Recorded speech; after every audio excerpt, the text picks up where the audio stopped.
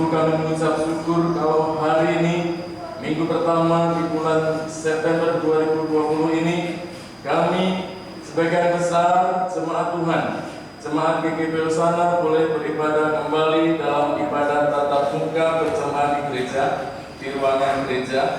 Dan kami mengucap syukur juga ya Tuhan, oleh karena pimpinan Tuhan, kami boleh mempersiapkan diri dalam ibadah ini dengan baik, dengan tetap menjaga atau mentaati protokol kesehatan. Terima kasih untuk urapan Tuhan yang terus mengalir dalam ibadah ini, mengurapi setiap hamba Tuhan, worship leader dan singer, dan juga tim musik, jemaat semua.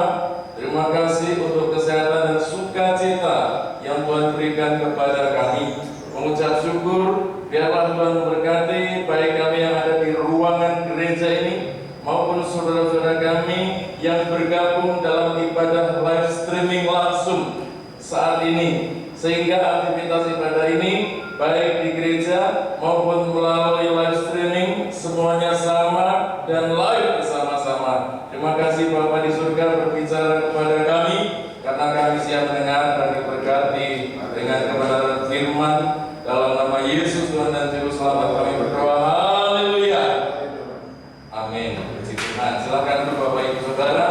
Terima kasih hamba Tuhan, pelayan Tuhan, bersyukur kepada Tuhan. Ya, puji Tuhan. Apa kabar saudara? Amin. Yang di gereja dengan sukacita semangat menjauh luar biasa. Mudah-mudahan juga Bapak Ibu yang di rumah masing-masing atau di tempat dalam perjalanan mungkin membuka moda online kami atau live streaming kami dengan moda Facebook, bisa mengikuti dengan baik, dan keadaan Bapak Ibu Saudara yang bergabung melalui live streaming juga boleh keadaan baik, sejahtera dan sukacita di dalam kasih Tuhan. Saudara sekalian, kita tetap dalam mentaati protokol kesehatan. Bangku-bangku ruangan kita atur dengan baik. Terima kasih Bapak Ibu Saudara sudah memakai face shield seperti ini, sudah memakai masker, sudah cuci tangan dengan sabun hand sanitizer, dan sudah dicek suhunya. Adakah yang suhu 38? Saudara dikarantina dulu di luar. Ya, puji Tuhan. Kalau rata-rata 36 dan 37 masih oke lah. Tapi meskipun demikian Bapak Ibu Saudara-saudari sekalian, bahwa virus COVID-19 ini adalah bersifat laten. Laten artinya tidak tampak tetapi ada. Laten artinya tanpa gejala tetapi kita bisa terjadi carrying dalam diri kita. Padahal kita tampak imun kita kuat, sehat, tampaknya masih bisa beraktivitas dengan semangat, atau kita carry virus COVID-19 ini. Jadi kita tetap menjaga jarak, kita tetap monitor, tidak saling salaman dulu, ya, shake hand, kita tidak salaman seperti itu, apalagi tepuk-tepuk teman kita, saudara kita, ya, puji Tuhan. Bapak Ibu Saudara sekalian, luar biasa kasih Tuhan. Kita memulai ibadah bulan September ini dengan tema pelayanan, hobi, dan waktu luang. Dan ayat-ayat berikut pendukung itu ada di warta jemaat yang saudara pegang. Yosua pasal 24, Mazmur pasal 66, Yesaya pasal 8, Matius pasal 23, Yohanes pasal 13, dan 1 Petrus pasal 4, dan seterusnya. Nah, ini baru pas nih sama seterusnya. Puji Tuhan. Ya, itu tema bulanan kita, pelayanan, hobi, dan waktu luang. Dan saya memberikan tema khotbah saat ini, hari ini, di sini dan sekarang ini, bekerja dengan penuh semangat. Saudara-saudara, tema khotbah saya saat ini sepertinya lebih kepada atau condong kepada penjelasan penyampaian kepada motivasi, ya. Tetapi sesungguhnya tidak, karena ayat-ayat Alkitab firman Tuhan pun terus mendorong kita sebagai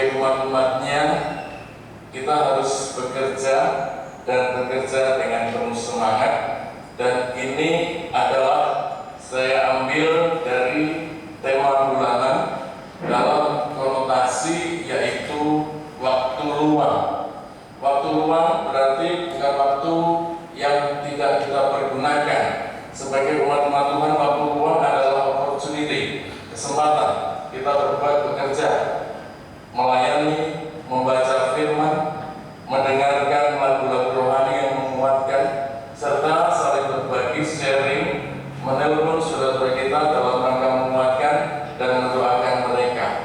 Itu dalam kita mengisi hal-hal efektif waktu luang sebagai satu kesempatan atau opportunity. Nah, Bapak Ibu, saudara-saudari sekalian, bersyukur kepada Tuhan, bekerja dengan penuh semangat. Bapak Ibu Saudara, kerja merupakan perintah firman Tuhan. Karena manusia hakikatnya adalah pekerja. Manusia bisa disebut sebagai makhluk yang homo sosial, artinya saling membutuhkan. Ya, pernah tema beberapa waktu yang lalu kata saya, saling membutuhkan, makhluk sosial, homo sosial. Tapi manusia juga homo faber, manusia yang berusaha bekerja. Tuhan menciptakan manusia itu untuk bekerja. Untuk apa?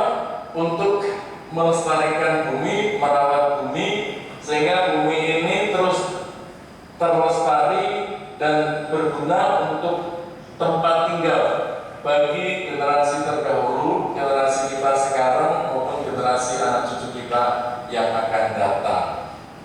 Perintah bekerja itu tertulis di dalam kitab Kejadian pasal yang ketiga ayat yang ke-19. Dengan demikian firman Tuhan, Kejadian 3 ayat 19, dengan berpeluh engkau akan mencari makananmu sampai engkau kembali lagi menjadi tanah, karena dari situlah engkau diambil, sebab engkau debu dan engkau akan kembali menjadi debu.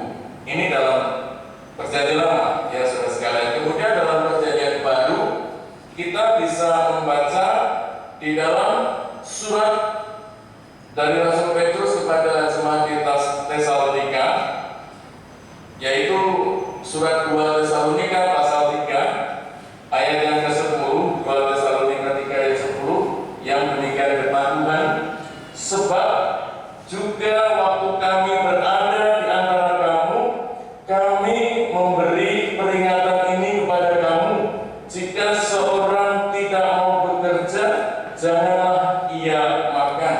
Waduh, sakral sekali ya firman Tuhan. Firman Tuhan harus sakral, harus to the point, harus diberitakan apa adanya. Kalau banyak sekali hal-hal perilaku yang tidak sesuai dengan firman Tuhan, katakan bahwa bertobatlah karena kerajaan Allah sudah dekat. Tapi kalau memang baik-baik, kondisi puji Tuhan diberkati, memuji dan memuliakan nama Tuhan, katakanlah jemaat Tuhan dalam kondisi shalom seperti itu. Jadi kita tidak merekayasa kondisi kita dan firman Tuhan yang kita beritakan. Saudara bekerja dengan penuh semangat. Ketika seseorang sudah usia lanjut usia, saya hampir sedikit lagi lanjut usia, kalau kriterianya umur 60. Kerinduan kebanyakan orang adalah bisa menikmati hari tuanya dengan sukacita, bahagia, santai di rumah, santai di rumah, sambil bercanda dengan keluarganya, dan apabila sudah punya cucu atau bahkan cicit, sambil ngomong cucunya atau cicitnya. Jadi ketika usia sudah tua, itu justru jangan malah kita crossing, kita banyak waktu kita, tenaga kita untuk bekerja, itu terbalik, saudara-saudara. Tetapi saya ingin memberikan kesaksian kepada orang lain yang saya lihat. Hal itu tidak terjadi pada diri seorang kakek yang biasa lewat kebun ini depan kita, naik sepeda, memakai topinya pun topi udah busuk dan handuk kecil di lehernya. Saudara sekalian, kakek ini dengan usia 70-an tahun masih berjuang untuk mengais rezeki dengan berjualan tanaman anggrek keliling. Jadi ketika jam 5 subuh saya mau berangkat ketemu kakek itu, lihat di gubuk depan sana, "Tom, sudah nyampe?" "Ya Om," gitu. "Berangkat Om?" "Ya," gitu. Selalu tiga sapa. Dia duduk dulu menunggu gerbang anggrek itu buka. Nah, proses selanjutnya yang tahu adalah gembala ketika kakek ini di sepeda dengan satu keranjang plastik yang kalau kami untuk baju yang sudah disuci, tapi kakek itu di atas boncengan sepeda, jalur sepeda itu untuk tempat anggrek seperti itu. Dia keliling. Bayangkan usia 70-an dia tidak menyerah. Tapi sesungguhnya kita tidak merekomendasikan hal itu. Seharusnya kakek ini sudah istirahat. Tapi saya bertanya dalam hati, mengapa dia masih harus berjuang subuh-subuh keliling? Bapak Ibu Saudara, berbekal sebuah sepeda, kakek ini setiap harinya keliling komplek, jalan dan gang di komplek dengan menawarkan dagangannya anggrek. Terkadang ramai, terkadang sepi pembeli. Tapi saya pernah bertanya, ngobrol-ngobrol, Ibu Gembala juga pernah bertanya, per hari si kakek dapat kelebihan modal, kelebihan uang dari modal berapa? Si kakek bilang, ya rata-rata tiap hari kalau sepi bisa meraih keuntungan berkisar 100.000, bisa 200.000. Ini luar biasa, umur 70-an tahun, ya, 100.000 atau 200.000. Ya, Bapak Ibu Saudara sekalian, kakek ini mau bekerja meskipun di usia yang lanjut, yang tua. Entah apa yang menyebabkan Bapak Ibu Saudara, dia masih tetap berjualan sampai usia tua. Karena memang saya tidak pernah ngobrol banyak, tidak ada cerita. Tetapi yang jelas bahwa saya mendapatkan gambaran dan pelajaran dari kakek ini, hidup adalah sebuah perjuangan. Tapi kalau boleh memilih dan mempersiapkan dari muda, bahwa usia pensiun, ya seperti kakek yang jualan anggrek itu, ya sudahlah di rumah saja gitu. Tapi kalau sudah usia pensiun 60-an, saya masih bekerja ambil pensiun, tapi saya nggak mau pensiun juga. Dan saya akan melakukan apa yang bisa saya lakukan. Bapak Lee Bunyang sudah umur 60-an juga, sudah pensiun, tapi masih mau bekerja. Dan bagaimana dengan generasi muda atau terutama sebelum ini? Ya, kesempatan kita supaya nanti ketika usia sudah lanjut, kita bisa menikmati masa tua kita. Tidak harus bekerja kantoran, tetapi juga berusaha seperti Bapak Om Iwan dan sebagainya. Itu adalah juga satu usaha atau pekerjaan yang harus kita lakukan dengan semangat. Nah, Bapak Ibu Saudara, ilustrasi yang kedua, ada satu kesaksian saya menyaksikan orang lain bahwa ada juga tiap hari di pinggir jalan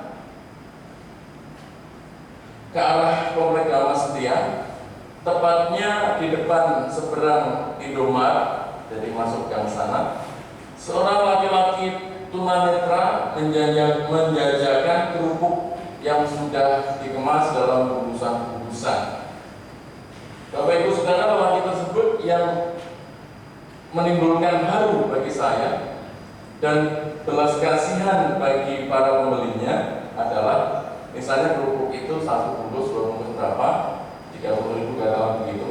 Ada ibu-ibu yang membeli, uangnya 50.000 sudah Pak, kembalinya berapa saja. Itu karena berasal atau dari rasa haru para pembelinya.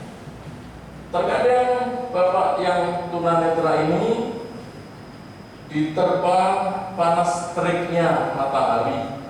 Terkadang bisa bila mendadak hujan, dia terbungkuk dan lalu ada saja orang yang menolongnya, menuntunnya untuk berteduh. Namun dia terus mau berjuang meskipun tunanetra tidak bisa melihat untuk mendapatkan penghasilannya sepeser demi sepeser.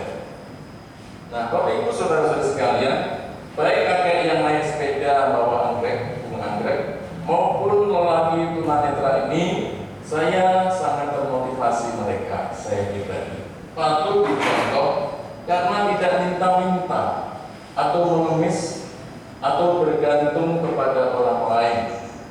Nah, Bapak Ibu Saudara-saudara sekalian, di dalam Alkitab juga ada kisah-kisah perjuangan yang sangat menarik yang ingin mengajarkan kepada kita semua bagaimana dalam menjalani hidup ini kita harus bekerja dan berusaha dengan semangat dan sukacita. Misalnya Bapak Ibu Saudara, di dalam kitab Rut pasal 2 ayat yang ke-7. Rut pasal 2 ayat yang ke-7 dikatakan, atau saya bacakan demikian. Tadi ia berkata, atau dari ayat 3, pasal 2 ayat 3, pergilah ia lalu sampai di ladang dan memungut jelai di belakang penyapit-penyapit. Kebetulan ia berada di tanah milik Boas yang berasal dari kaum Elimelek. Ayat yang ke-7. Tadi ia berkata, izinkanlah kiranya aku memungut dan mengumpulkan jelai dari antara berkas-berkas jelai ini ke belakang penyapit-penyapit. Begitulah ia datang dan terus sibuk dari pagi sampai sekarang, dan seketika pun ia tidak berhenti. Lalu satu lagi ayat masih di Rut pasal 2 ini, ayat yang ke-17. Maka ia memungut di ladang sampai petang, lalu ia mengirim dan dipungutnya itu, dan ada kira-kira seeva jelai banyaknya. Puji Tuhan, ini adalah kisah perjuangan hidup dari Rut. Siapa Rut itu, saudara sekalian? Rut mau melakukan hal itu tentu saja supaya dia dan Naomi bisa makan dan bertahan hidup dari penghasilannya sebagai seorang buruh, mengingat Naomi sudah tua dan mereka sudah jatuh miskin. Alkitab katakan demikian. Saudara-saudara, Rut tidak malu bersama dengan perempuan-perempuan yang lain yang juga bekerja di ladang itu. Dia juga tidak segan, sekalipun Rut adalah orang asing di situ, pendatang, dia bukan orang asli situ, saudara sekalian, di kaum Elimelek itu. Yang penting baginya adalah berjuang, bekerja dengan penuh semangat untuk mendapatkan hasil yang dibutuhkan atau hasil yang maksimal. Nah, Bapak Ibu Saudara-saudara sekalian, pertanyaannya untuk kita semua, untuk saya dan saudara adalah, apakah keadaan kita sekarang, keadaan ekonomi kita sekarang, keadaan harta milik kita sekarang yang kita miliki, apakah itu sudah cukup atau mencukupi untuk kebutuhan kita sehari-hari? Cukup ini relatif, saudara sekalian. Orang yang bisa membayar sewa, dia cukup. Orang yang bisa membeli rumah, dia cukup, relatif. Orang yang bisa beli motor, dia cukup. Orang yang bisa beli roda 4, kendaraan roda 4, dia cukup. Cukup itu relatif. Dan karena relatif itulah, maka kita perlu bersyukur kepada Tuhan dan menyerahkan usaha pekerjaan mata pencarian kita kepada Tuhan ke dalam tangan kasih Tuhan. Dalam contoh-contoh perjuangan dan firman Tuhan yang mengajarkan kita pada saat ini, saudara sekalian, kita tidak bisa hidup santai. Sebab itu tema kita adalah pelayanan, hobi, dan waktu luang. Mungkin minggu depan akan diberikan tentang bagaimana pelayanan, bagaimana mengisi hobi kita, dan bagaimana hari ini saya mengisi dengan waktu luang. Artinya waktu luang bukannya kita pakai santai-santai, cenderung pada zona nyaman kita, tetapi waktu luang dalam hal ini penekanannya adalah sebagai satu opportunity, kesempatan untuk kita bekerja selama hari masih siang dan kita tidak hidup bermalas-malasan.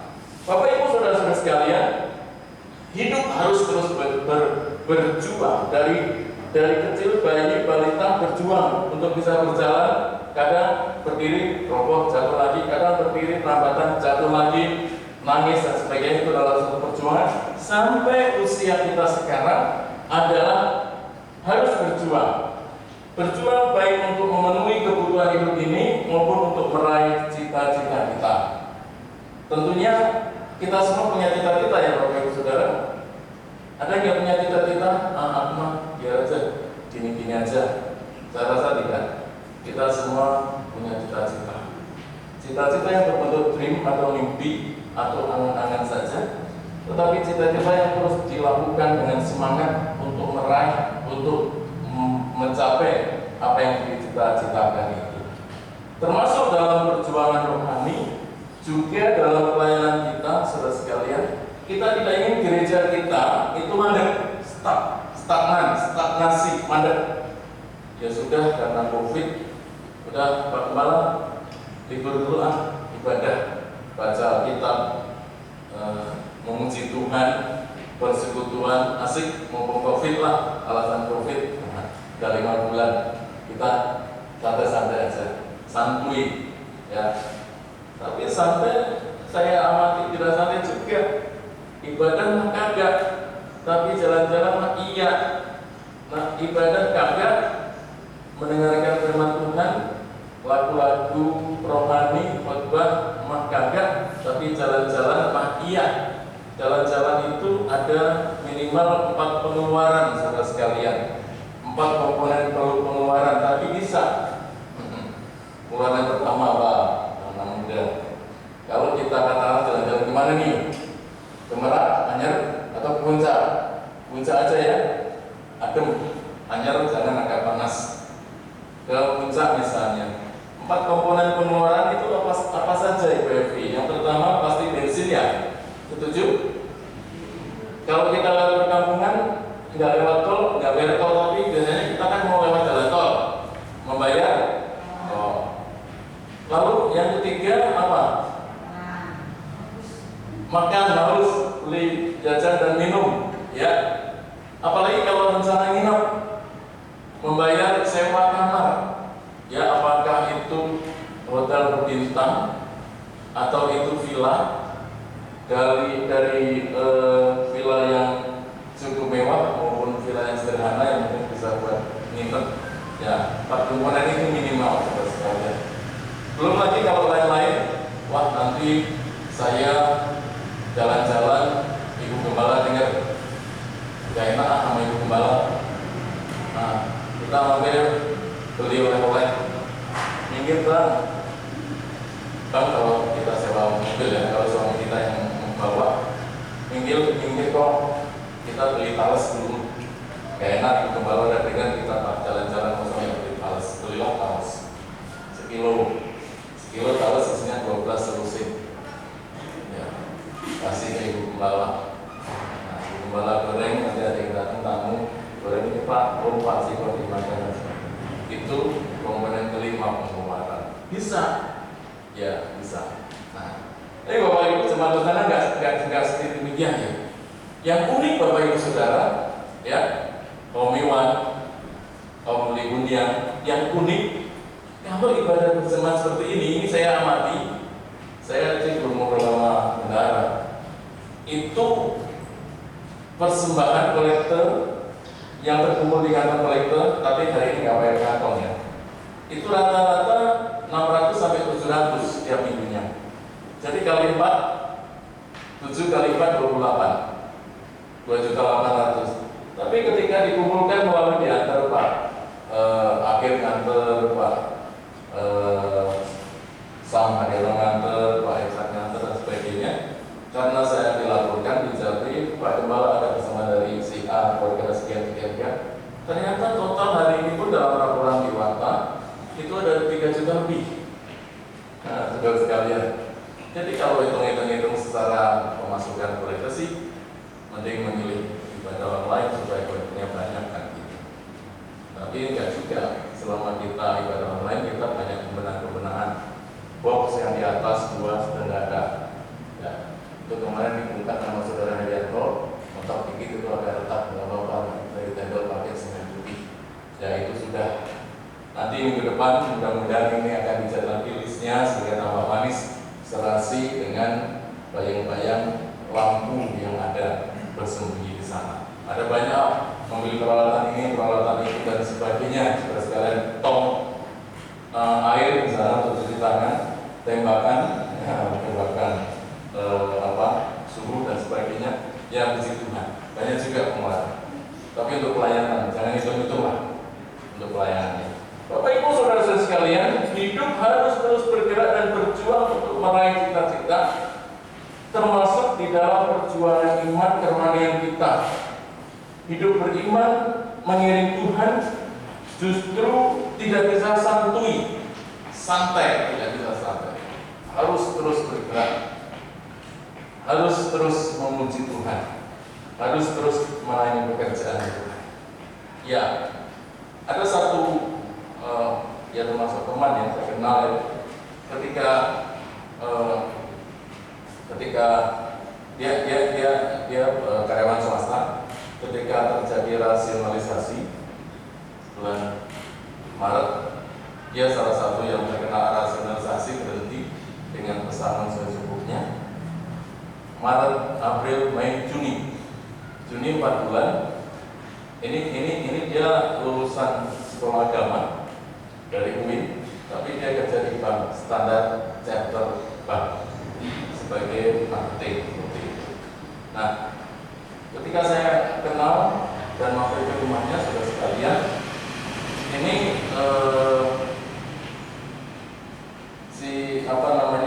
anak-anaknya, Pak, Bapak kan sudah diberhentiin dari bank, Bapak nggak mau bekerja lagi, gitu. Ya, nanti kan kalau Tuhan sudah buka jalan kan, pakai Allah ya. Kalau Tuhan sudah buka jalan kan, pasti ada pekerjaan. Ya, yang penting sekarang bagaimana kita sama-sama berdoa dan mensyukuri. Pasti Tuhan meliharakan, nanti Allah memeliharakan kita, katanya begitu. Ya, sejajar dengan itu Bapak Ibu Saudara, kalangan Kristen pun ada yang seperti itu, berpendapat bahwa tenang saudaraku, jangan terlalu was-was terhadap aku. Ya, tenang. Aku Tuhan yang membela. Bukankah burung di udara dia pelihara? Katanya gitu. Tapi kalau burung dia dipelihara dia pelihara, lalu kita begini tidak bekerja, berusaha berkawan seperti orang hewan, apakah kita juga dipelihara? Tapi kita akan membaca ayatnya, saudara sekalian. Itu biasanya ayat itu burung di udara saja dipelihara, apalagi kita gitu. Itu biasanya dia mengutip dari ayat Matius 6 ayat 26. Injil Matius pasal yang ke-6 ayat 26. Pandanglah burung-burung di langit yang tidak menabur dan tidak menuai dan tidak mengumpulkan bekal di lumbung, namun diberi makan oleh Bapamu yang di surga. Bukankah kamu jauh melebihi burung-burung itu?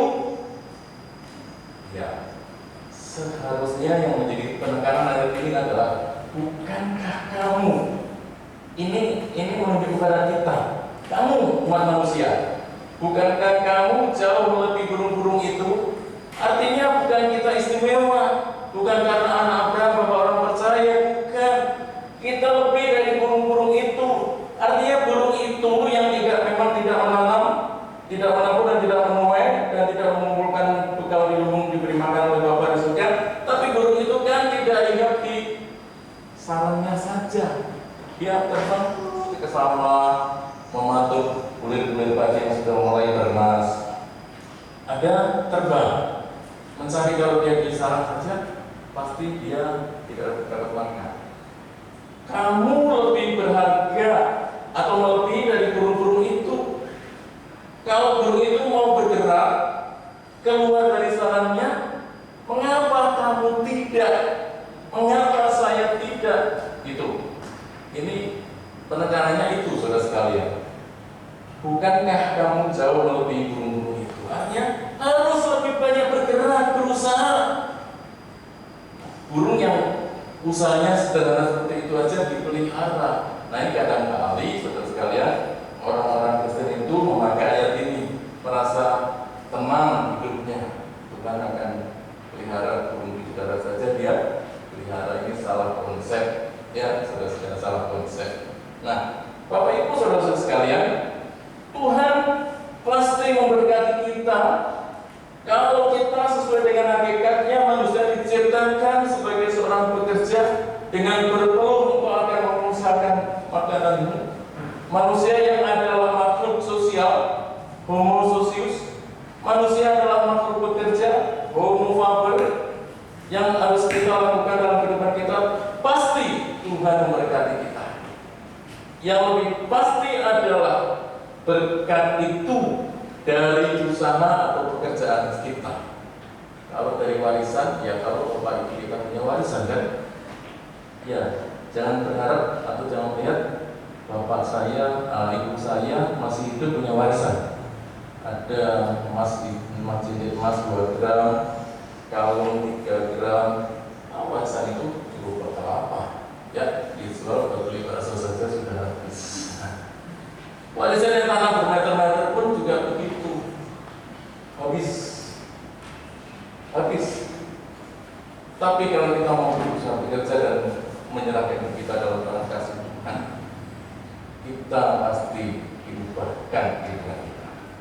Kalau mau mengubah nasib, mari kita, bukankah kamu jauh melebihi burung-burung itu? Jadi kalau burung itu bergerak dari sarangnya ke padi yang bernas, yang masih di sawah itu, kita juga minimal, tapi kita lebih dari burung-burung itu, minimal, tapi kita harus lebih dari burung-burung.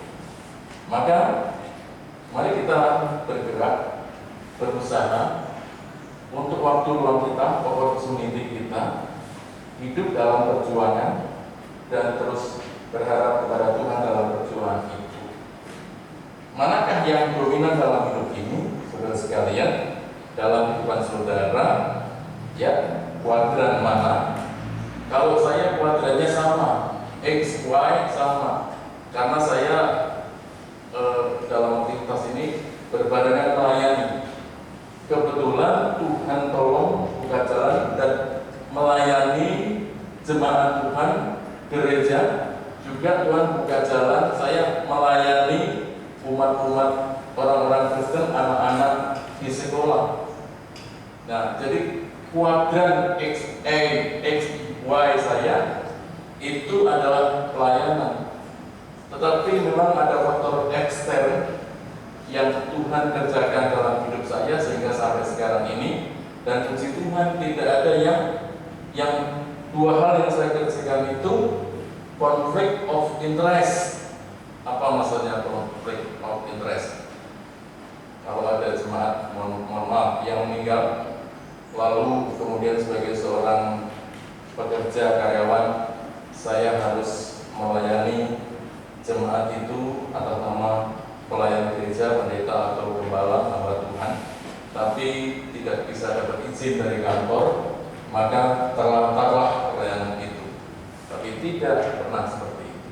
Dan puji Tuhan, selama masanya, waktunya sama antara bekerja dan melayani, tidak pernah ada berbarengan dan dipercayakan kepada hamba Tuhan. Itulah kebaikan Tuhan. Apabila Bapak Ibu Saudara mau terus berserah kepada Tuhan, maka itulah kebaikan Tuhan. Nah, puji Tuhan. Mari selagi masih siang kita bekerja bagi Tuhan. Kita akan masuk dalam perjamuan kudus. Pastikan Bapak Ibu sudah mendapatkan perjamuan kudus. Yang belum mendapatkan bisa angkat tangan, nanti tim kreatif akan membagikan kepada saudara. Saya mengundang para worship leader dan singer untuk maju ke depan. Kita akan sama-sama menerima sakramen perjamuan kudus. Silakan, Bapak Ibu saudara-saudara sekalian, mari kita berdiri di tempat duduk kita masing-masing untuk kita bersama-sama menerima perjamuan kudus ini. Ya, puji Tuhan. Izinkan saya bertanya, Bapak Ibu Saudara, apakah di antara kita yang belum mendapat perjamuan kudus ini? Semua sudah ya. Kalau yang belum mendapat, angkat tangan kanan saudara, nanti dibagi. Ya, ada anak kecil tepat tidak belum mengambil bagian. Dan ini giliran kami untuk mengambil bagian kami. Tapi sebelum itu marilah kita berdoa. Terima kasih Tuhan untuk pujian dan penyembahan. Selanjutnya kami akan menerima perjamuan kudus. Biarlah sakramen perjamuan kudus ini Tuhan berkati. Kami berempat hamba-hamba-Mu mengangkat kedua tangan kami. Kami berdoa kiranya Tuhan Yesus memberkati hosti dan anggur ini dengan berkat perjamuan kudus, sehingga setelah kami makan dan minum, kami dikuatkan dan masuk dalam anugerah yang heran dan luar biasa dengan pengorbanan Kristus di atas kayu salib. Terima kasih Bapa di surga, semua jemaat Tuhan sudah dibagikan hosti dan anggur ini, tinggal di dengan kami para pelayan Tuhan. Kami akan mengambil bagian kami dalam nama Yesus Tuhan dan Juru Selamat kami berdoa. Haleluya. Amin. Bapak Ibu tetap berdiri dan ini di dalam kami para hamba Tuhan akan mengambil bagian kami. Puji Tuhan.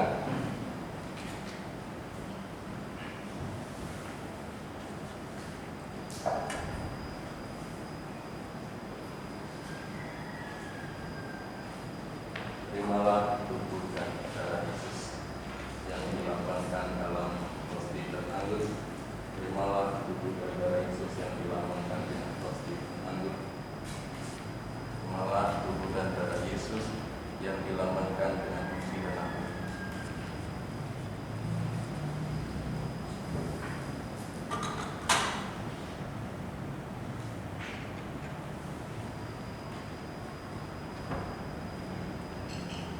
Saudara-saudara, saya akan membacakan firman Tuhan dari surat 1 Korintus pasal 10 ayat 14 dan sampai ayat 17 dan kita mengaminkannya.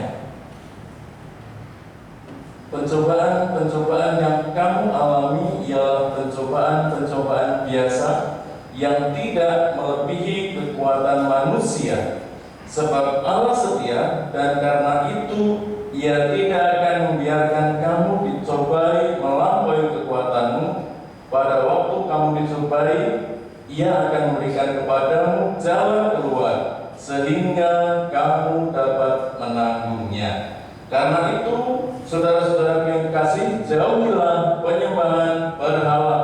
Aku berbicara kepadamu sebagai orang-orang yang bijaksana. Pertimbangkanlah sendiri apa yang aku katakan.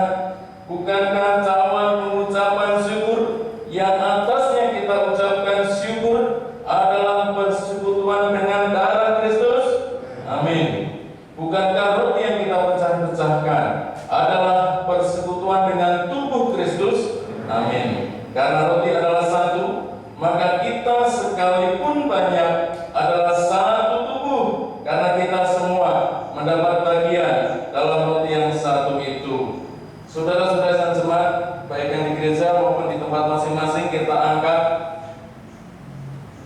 roti atau hosti yang ada di tangan kanan kita angkat lebih tinggi, dan demikian firman Tuhan selanjutnya.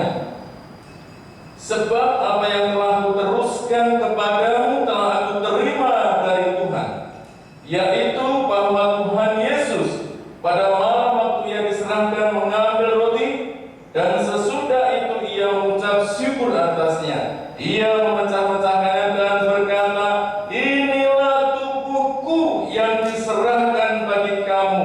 Perbuatlah ini menjadi peringatan akan aku. Mari kita terima, Bapak Ibu Saudara yang di gereja maupun di rumah. Haleluya.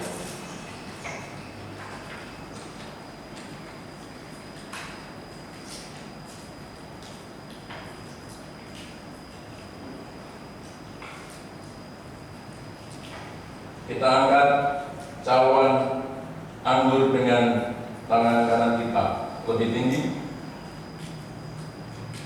Demikian firman Tuhan.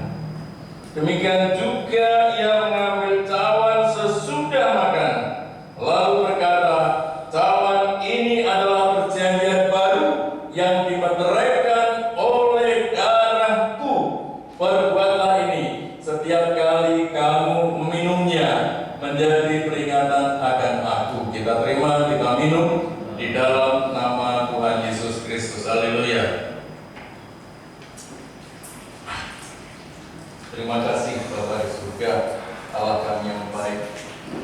Saudara-saudara, kita mengakhiri ibadah saat ini dalam doa penutup dan doa berkat setelah pujian penyembahan, setelah penyampaian firman Tuhan, setelah pelayanan perjamuan kudus.